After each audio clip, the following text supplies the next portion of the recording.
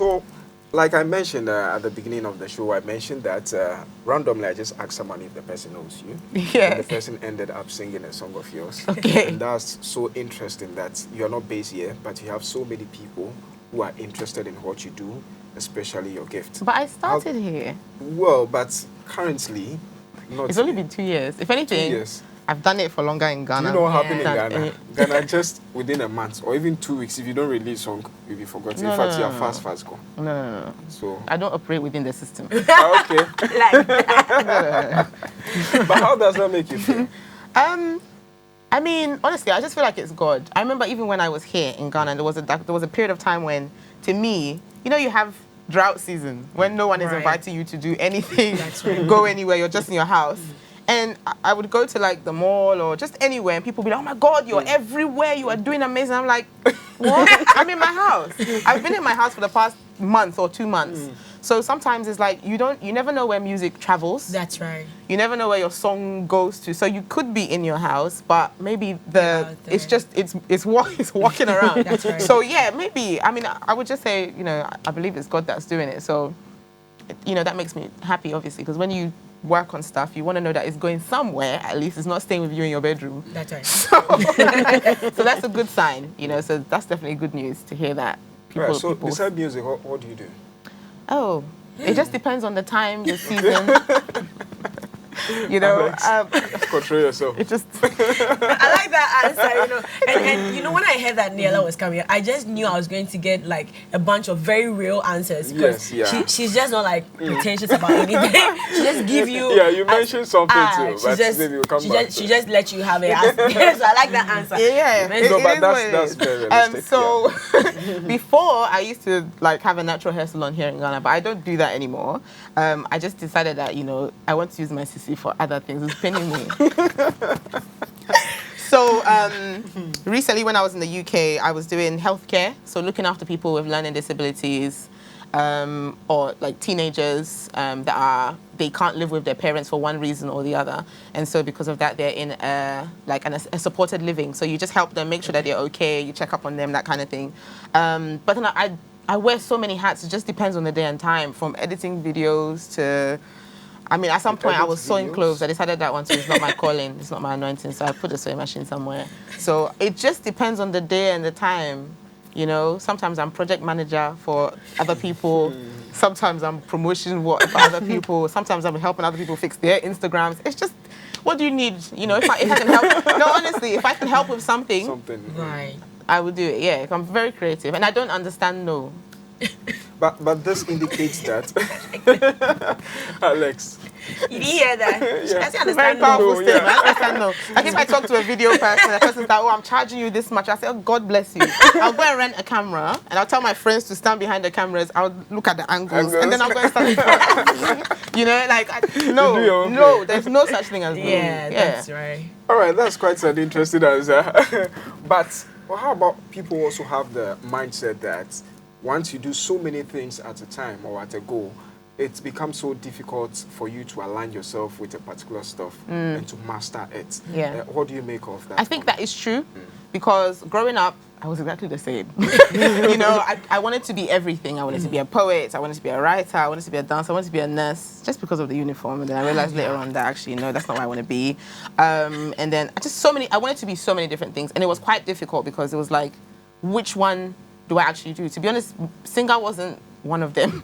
So that actually came along the way later. I mean, I'm a PK, so I grew up in a very musical family. All of my siblings either sing or play something or play multiple instruments. Like, it's just, music was always around. But then I think after like 15, that's when I actually discovered that we all sing. So to me, it was like, oh, it's not a big deal kind of thing. But I was listening to a Aressted album. And then I really related with her because at the time she was super shy. Not anymore. But she was very shy. I used to be very shy. And Oh, wow. Oh, wow. So I was awkward shy. Like the kind of shy that if someone says hi, Did you have and to now say in my that because head- of her expression? yeah, because people don't believe it. I understand why you don't believe it now. But it's true. Yeah. I think I'm shy too. But yeah, so it was very difficult for me. However, what I realized was that the one thing that as I went on my journey with God and I was asking all these questions and just searching and everything, I realized that music, me figuring out that music was the top, you know, or the main thing, all these other things, actually, you have to write music. You know, it can be, poetry helps if you can write poems, you know, lyrically, if things make sense or they're quite, you know, they sound storytelling in a song, most times that's a very powerful thing. So, or even designing clothes or whatever, like, I'm very particular about like the way I want to present myself, etc., etc. So all those things that along the way I realized at first they were confusing me. I realized that they're now strong, like they're all part of it basically. So I would say, I guess, pray and ask God, like, what's the main thing, you know, because I didn't decide that music was the main thing. But along the way, I realized that actually this is the one thing that I don't get bored of, I don't get tired of. It seems to keep pushing me, etc., etc. So the other ones just tie into it. At what point did you discover that?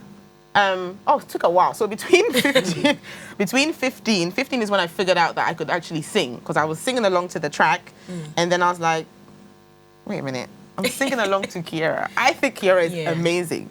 So if I'm singing along to Kiera, then maybe I can sing more than I think I can. Right. So I remember I paused the track, had a little flip phone, recorded myself, listened back to it, and I was like, oh my God. Literally, my reaction was like, what? Kind of thing. And then I was like, so can I write songs? And as soon as I thought that to myself, can I write songs? All of a sudden I could, you know? Right. So sometimes I tell people, like, you have talents and gifts inside of yourself. You just might not know until something happens, or you even rub shoulders with someone, or you end up in the room with someone, and it's like they activate that. I think we're all superheroes, by the way. I totally agree. I think we're all, like, we all have superpowers. You know, that's how I look at it. And so sometimes you don't know that you have something until you come into contact with someone else that activates that, and then you're like, oh, wow, I didn't think of it that way, or I didn't know, and then all of a sudden that becomes a part of you. So yeah, between 15 till about Stars of the Future, 19. So that's around, in that period of time is when I figured out that actually, no, singing was the thing that I really wanted to do. All right, let me allow Alex to also come in and then. Okay, so I'm an introvert. I just need to remind myself I'm an introvert. Wow, then it can't be real. Yes, definitely. Yeah. Okay. So my first question, you know, a lot of Christian talents shun away from competitions.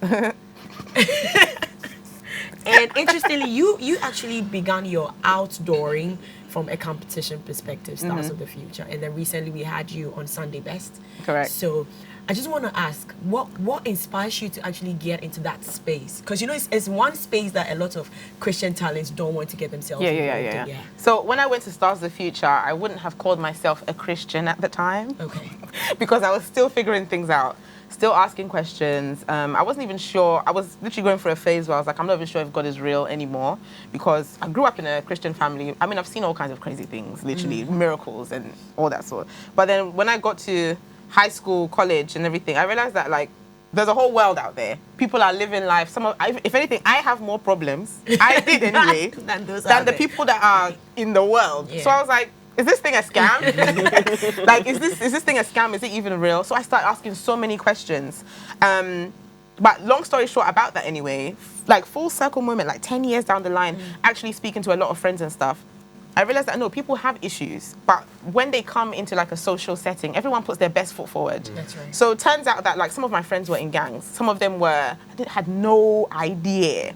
Some of them were going through like really, really bad situations and stuff, but they won't talk about it. Everyone comes and, you know, puts on their best face and we all laugh and everything. So to me, I'm like, everyone's life is perfect, but that wasn't the truth. Everybody has issues, you know? But the advantage that I now came to realize was that at least I have God that I can pray to when these things are happening, you know? And some of them now came back and were like, you know, this Christian thing that you've been doing, like, you know, like, what's up, you know? You know, like, share, basically, because you can see that it looks like you are doing all right. But at the time, I didn't see it that way. And so when I went to Stars of the Future, actually, I'd been shipped to Ghana. We call it shipped, right?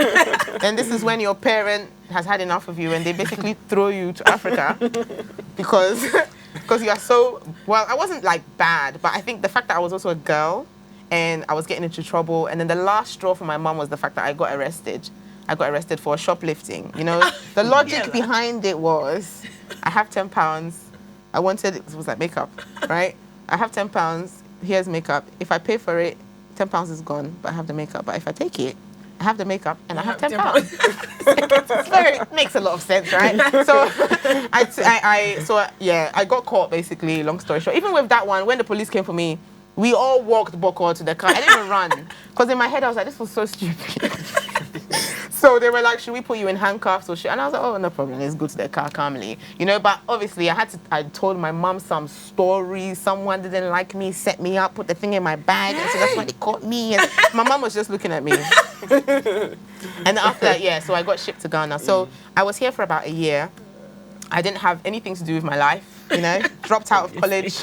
Everything was just going downhill. And then I watched the auditions for, you know, they always put the bad ones up. People be singing terribly and stuff. And I was laughing. My sister was like, if you think you can do a better job, why don't you go? And I was like, to be honest, no one really knows me here. So even if I disgrace myself, it's okay. Yeah. So I went and then I got all the way through. So I actually told myself I would never do a competition again because it was it's hard. You have to go to makeup today, this, tomorrow, rehearsal. Like, it's a lot. But for Sunday Best, it's actually one lady in the UK, she kept hounding me. Niiella, go. And I was like, no. I've already said no. Why don't you just leave me alone? But she was like, who else is supposed to represent us? I was like, there's so many people. Go and ask them. You know, I'm not the only one that can sing. But then I was like, fine, I'll go to the auditions just so you can get off my back, literally. So I went to the auditions. And when I got there, that's when I now started thinking to myself, actually, I can represent 2 places. I don't think that's even happened before.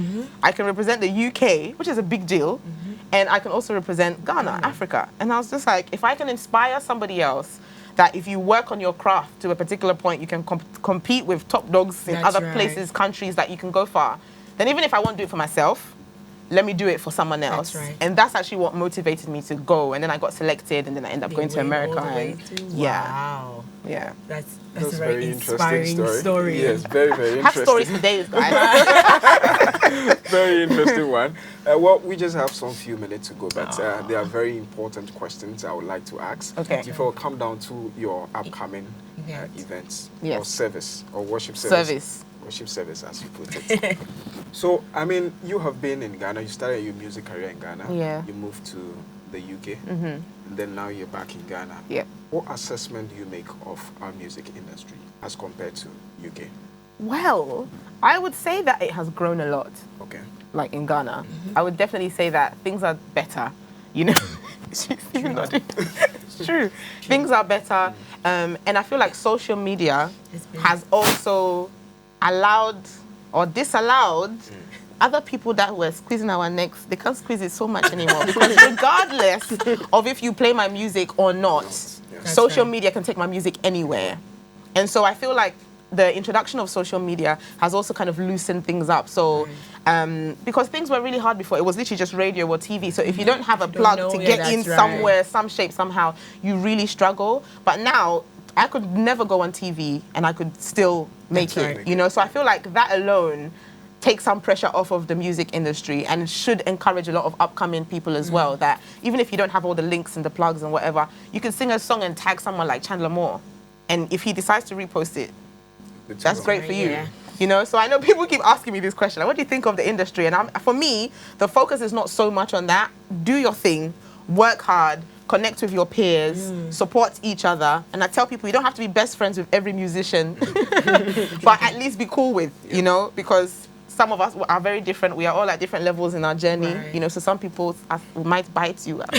Forgive them, guys, you know, but be cool with everyone, support everyone, because you just never know. I reposted Philip's song, Philip Ajale's, and one of my friends in the States, he saw it and he was like, I really like that song. So you never know. When just share people's things if you can, like support, you know. And the thing is, once you get to a certain level, you can't deny it. The TV stations, everyone was like, okay, now come. You know, it got to a point. Do you know how much money you spend as an upcoming artist at radio stations and this and that? You put so much money. Sometimes you don't even see one city, you know. And it got to a point I was like, I'm not spending any more money. If you want to call me, call me. If you don't want to call me too, don't call me, simple as, you know. But God being so good, I am where I am now. So that's how I answer that question. Even though but how about the quality of production we have here in Ghana? The quality of production. I mean, I think for the music. You end that with the upcoming service. Okay. So the quality of production, I think it has also improved. but I also think that we have quite a bit of work to do. What are the work? In the sense that I feel like sometimes as Ghanaians we're a little bit scared to take risks, you know. So if there's a trend in music, most times people will follow the trend because it's like this is what seems safe right now. However, right now what you can see in the world is that there's a lot of overlapping of cultures. There's a lot of overlapping of between black, white, like a Bethel church and a Nathaniel, or there's a lot of overlapping.